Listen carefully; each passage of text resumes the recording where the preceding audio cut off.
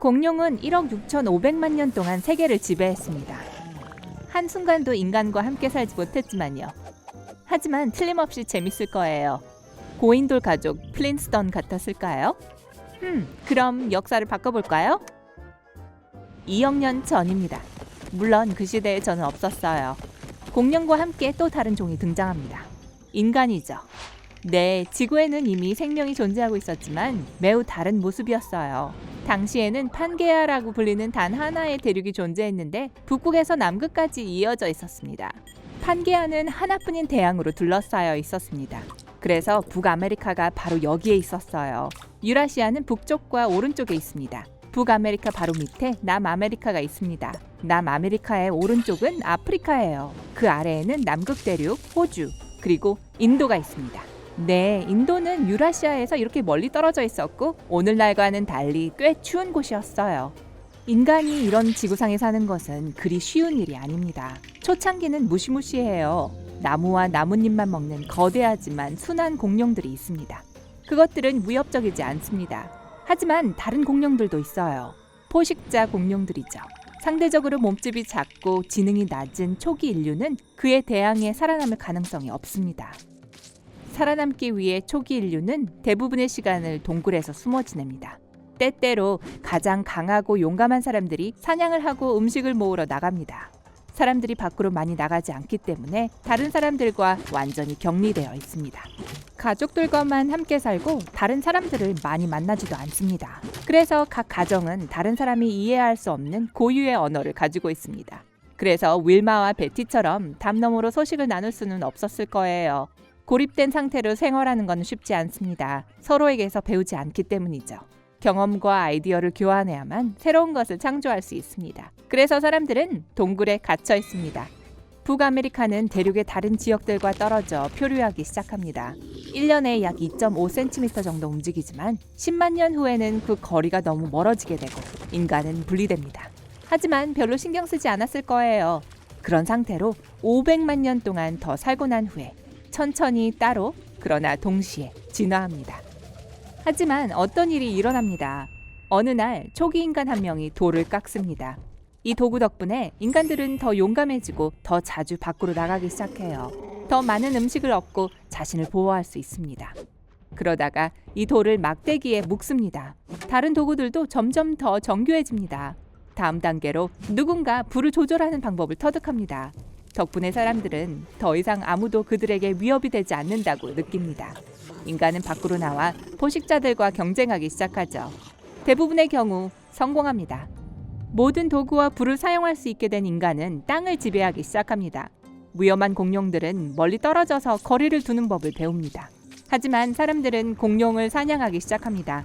아마 길이가 3m 되는 공룡을 사냥하지는 않을 거예요. 하지만 그래도 살아남기엔 충분합니다. 이제 인간은 가족과 함께 살 뿐만 아니라 바깥에 마을을 짓고 모두 함께 삽니다. 인구는 증가하기 시작하고 사람들은 모두 같은 언어를 사용합니다. 이제 윌마와 베티가 수다를 떨 수 있게 됐어요. 순한 공룡들은 길들여지고 인간들은 그런 공룡과 동맹을 맺습니다. 인간이 포식자들로부터 그들을 보호해주는 대신 공룡들은 인간의 일을 돕습니다. 키 큰 공룡의 도움으로 사람들은 이전에 닿을 수 없었던 높은 나무 꼭대기 같은 곳에 도달합니다. 크고 강한 공룡들은 건설에 사용됩니다. 큰 바위들을 나르는 것을 도와서 사람들은 바위와 나무로 따뜻하고 튼튼한 집을 지을 수 있습니다. 이 기술은 사람들이 더 추운 곳에 정착할 수 있게 해줍니다. 네, 사람들이 이주합니다. 두려움 없는 인류는 대륙을 여행하기 시작합니다. 가장 빠르고 튼튼한 공룡은 수송수단으로 사용되며 사람들은 비교적 빨리 움직입니다. 불과 반세기 만에 인류는 대륙의 모든 지역에 정착합니다. 하지만 그걸로 충분하지 않아요. 북아메리카는 130km 떨어진 곳으로 떠내려갔지만 인간들은 배를 만들어 그곳에 정착합니다. 사람들이 기자의 피라미드를 건설하는데 각각 20년이 아니라 10년밖에 걸리지 않습니다. 200만 년 대신에 오늘날 우리 상태에 도달하는 데는 100만 년밖에 걸리지 않습니다. 마침내 2020년이 되었습니다. 하지만 이미 수백만 년 전의 일입니다. 지구는 아직 우리가 알고 있는 모습이 아닙니다. 대륙은 2개뿐이고 북아메리카는 160km 이상 떨어져 있습니다. 두 대륙을 잇는 다리는 세계에서 가장 긴 다리입니다. 그럼에도 불구하고 주 대륙에서 북아메리카까지 차로 1시간밖에 걸리지 않습니다. 이제 가장 추운 곳은 호주, 일본, 중국, 그리고 베트남과 같은 동남아시아 국가들입니다. 그래서 그들의 인구는 매우 낮습니다. 하지만 그린란드는 번창하고 있어요. 모두가 살고 싶어하는 새로운 낙원입니다. 이 나라는 가장 인구가 많은 나라 중 하나이기도 합니다. 그곳에 살지 않는 사람들은 그곳에서 휴가를 보냅니다. 공룡은 여전히 지구상에서 사람들의 가장 친한 친구이자 가장 사랑받는 동물입니다. 인간은 공룡에 집착합니다. 모든 나라에는 국가 공룡이 있어요. 모든 나라의 동전이나 지폐에는 공룡이 그려져 있습니다. 많은 공룡 동상과 기념비가 있어요. 모든 큰 공룡들은 사람들을 멀리하고 야생에서 삽니다.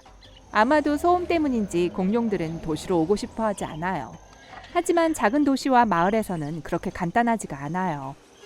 때때로 거대한 공룡이 마을로 걸어 들어갑니다. 왜 위험한지 이해할 수 있을 거예요. 뒤처리할 일을 생각해 보세요. 일부 공룡들은 정말 큽니다. 꼬리를 살짝 움직이는 것만으로도 집을 부술 수 있고 의도치 않게 사람을 밟을 수도 있어요. 큰 발로 여러 명을 한꺼번에 밟을 수도 있죠. 그래서 사람들은 자신을 보호하면서 동시에 공룡을 해치지 않는 방법을 생각해내야 했습니다. 그래서 사람들은 특수 공룡 경찰을 조직하게 됩니다. 그들은 도시 주변에 설치된 카메라로 모든 것을 관찰하고 공룡을 멀리하려고 노력합니다. 어떤 마을은 마을 주변에 거대한 벽을 쌓습니다. 그래서 아무도 도시 밖에서 살지 않아요. 너무 위험하기 때문이죠. 이런 조건이라면 여행도 그렇게 쉽지 않을 거예요. 아무도 숲에서 크고 호기심 많은 공룡을 만나고 싶어 하지 않으니까요. 하지만 사람들은 해결책을 찾아냅니다. 대부분의 도시 횡단도로는 지하에 있고 모든 사람들은 안전하게 여행할 수 있습니다. 사실 지금은 지하로 이동하는 것이 주요 교통 형태입니다. 비행기로 여행하는 것은 안전하지 않아요. 왜냐하면 공룡과 마주칠 가능성도 매우 크기 때문이죠. 그래서 사람들은 그냥 지하로 향합니다. 고속열차를 만들었고 대륙을 가로질러 북극에서 남극까지 가는데 30시간밖에 걸리지 않습니다. 사람들이 해냈어요. 하지만 인간이 아무리 공룡을 존중하려고 노력해도 여전히 공룡에게 많은 문제를 일으키고 있습니다. 불행히도 공룡의 개체 수는 감소합니다. 많은 종이 멸종합니다. 과학자들은 20년 안에 공룡의 개체 수가 100배 더 줄어들 것이라고 추정했습니다.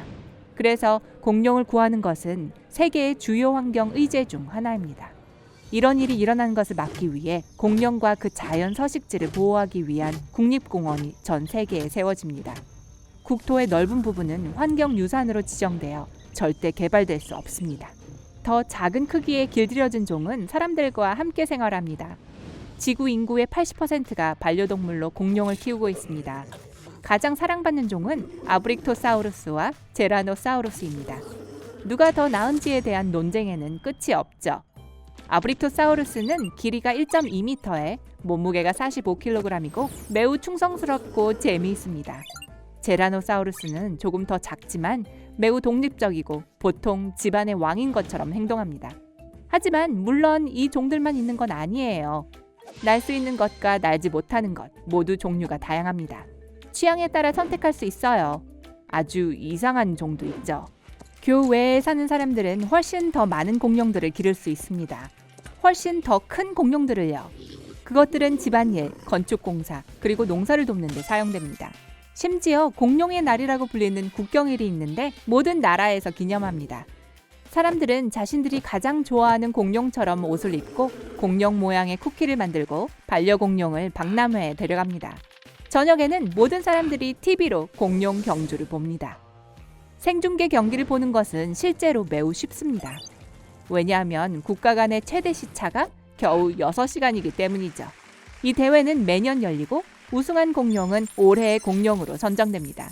그날 모인 돈은 모두 공룡 멸종 방지를 위한 캠페인에 사용됩니다. 왜냐하면 공룡은 인간의 가장 친한 친구거든요.